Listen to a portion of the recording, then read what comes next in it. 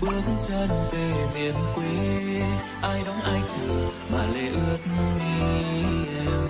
Tháng năm vì người đi, ta trách sao mình chẳng lo đến khi